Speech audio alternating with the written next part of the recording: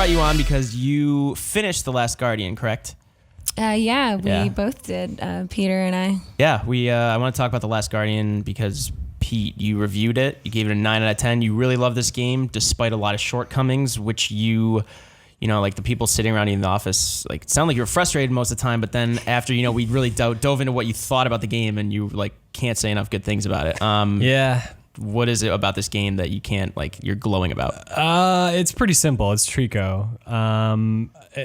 Just to throw the bomb out there, like, I mean, it is to me the most believable character in a video game ever, be that human or animal. And a lot of that comes down to the way you interact with it and how that works sometimes and how it doesn't work other times. It's weird to credit a game for being frustrating, and I don't want to harp on that too much because I don't think that is really a thing worth rewarding. But I think the entire like scope of Trico and how you go about your adventure with him, that's a part of it.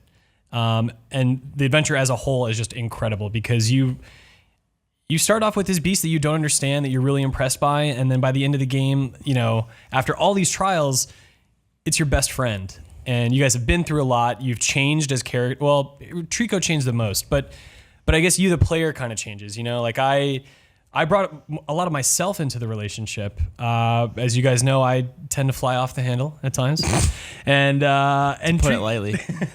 No comment. I hate you guys. And Trico brought that out of me, you know. And when I was talking to Mary initially, like her reaction was more that she felt that she could be patient with him, where I maybe could only do that for a few minutes before I just, you know, I felt like there was some serious things going on. But the serious things going on was that I was in a rush and I wasn't actually taking the time to get to know how he acts and how he reacts to me, which is very, very important.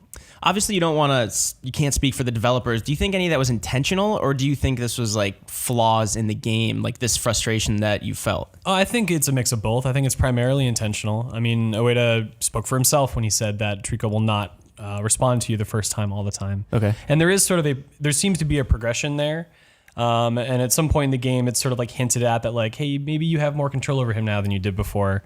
But actually replaying the game, starting from scratch, I noticed that everything I had learned about the way he behaves at the start of the game, that benefits how you work with him already.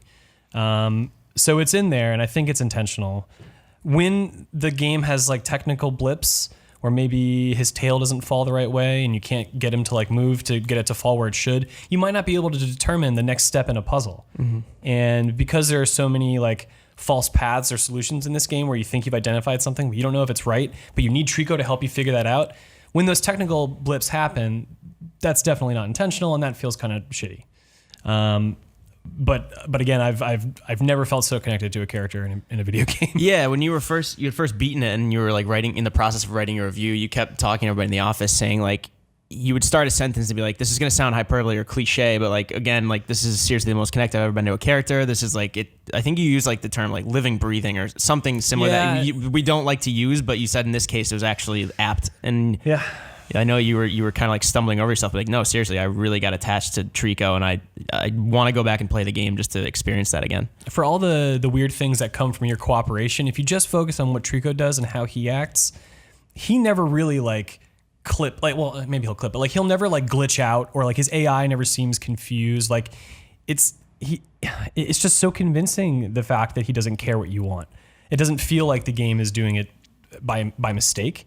And it's endearing because he's doing something very cat-like or dog-like. And being a pet owner, I think, makes me a little bit biased. But I think a lot of us, even if we don't own a pet, can relate to what it means to connect with an animal. And I really felt a connection with him in this game. Yeah, you have to. I unfortunately have not played any of it yet. I downloaded it this morning, didn't have time. But you have to like pet him to calm him down sometimes after he like was defending you from guards or attacking guards or being attacked. I know, Mary, I think you had in general maybe you're just more of a patient person than like Pete and like myself. I'm not looking forward to the frustration that you guys have described to me that can rear its head, but you seem to have a pretty positive experience throughout the entire thing, if I'm not mistaken. Yeah, I think it's possible that it might be my understanding of the developers series as a whole. I played a lot of Shadow of the Colossus, and Ico is one of my favorite games of all time.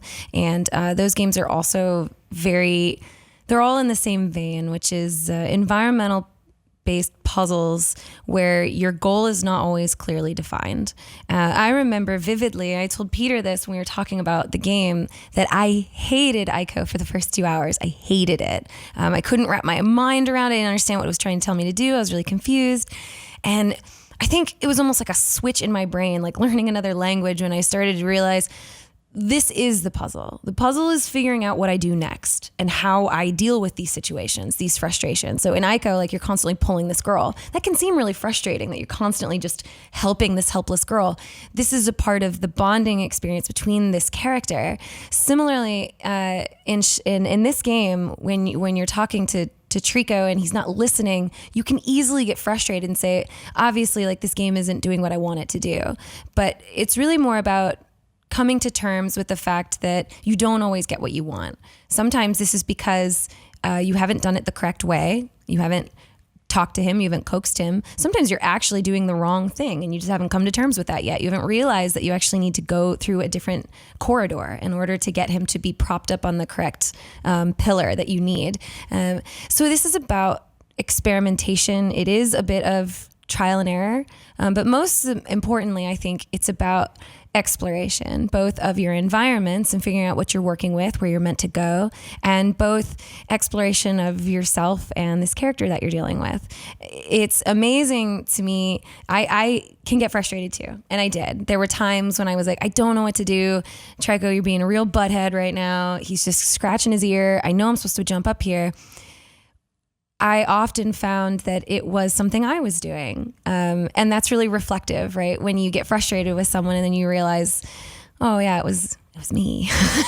I find that I find these games really meditative and really reflective on who I am. I want to be the kind of person that that listens and then uses that to progress the next area. I think this game is very rewarding in that aspect. That's why I wanted to play it again. Yeah. And that was sort of the takeaway at the end of my review, is that having learned to care so much about Trico and remembering all the times that I was just belligerent because I wasn't letting, I took him for granted, basically, right? I was looking at him as a mechanic rather than like a companion. A prop to get you to a certain place. Sure. Yeah. So knowing, developing the relationship I wanted to go back and do it all over again, right? It's like, you regret an argument with people. You regret overlooking something or taking anyone for granted and you want to change it. And like, that's how I felt about this game. And so going back and starting over was like, one, I got to hang out with him again, which is awesome, but I got to also feel like I'm going to be a better friend this time. I'm going to figure out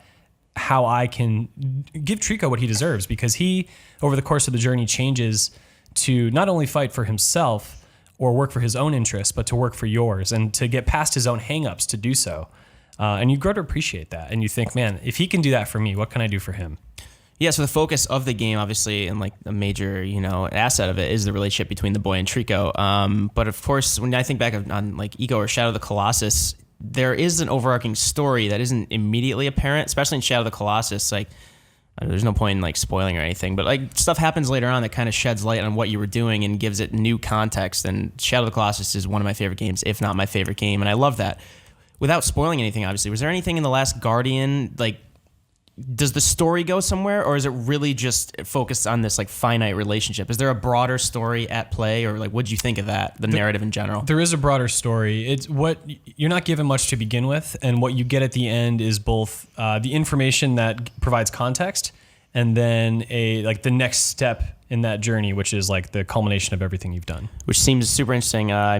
Like earlier in the show, we were just talking to Scott, and he said like Dead Rising and a lot of games are the opposite. Right. They just exposition dump right away. So you have context, you know what you're doing, then just play the game. It's like why? For like 20 hours. Right. Yeah. Whereas this, I'm hoping, just like Shadow of the Colossus or Ico, which I love both those games, Last Guardian will build towards something and kind of lend context to what I've done and not what I'm about to do. It's a more natural way of experiencing something, because in life we don't get primers ahead of an unexpected event, that we have to deal with. We meet challenges head on as they come and we tackle them. And yeah, they're notorious. You're right, for their world building, for taking you to these unbelievably rich worlds where you don't really know very much, but as the story progresses you learn that they don't play by our world's rules, and this game is no exception. There's other rules that you don't know that you will learn along the way, that really help create this rich world that you want to learn everything about,